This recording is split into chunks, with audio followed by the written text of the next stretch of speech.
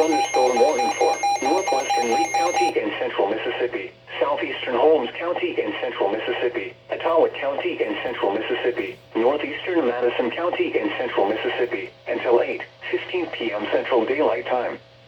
At 7:18 p.m. Central Daylight Time, a severe thunderstorm was located near Durant, moving southeast at 30 miles per hour.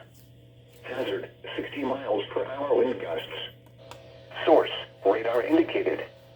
Impact, expects damage to roofs, siding, and trees. This severe thunderstorm will be near Poffinec around 7:25 p.m. Central Daylight Time. Hesterville around 7:35 p.m. Central Daylight Time.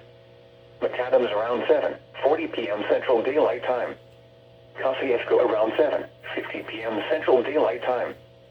Smyrna around 8:05 p.m. Central Daylight Time. Zama and Renfro around 8:15 p.m. Central Daylight Time. Other locations impacted by the severe thunderstorm include McCool, Ethel, Sellis, Redwater, and West. For your protection, move to an interior room on the lowest floor of a building.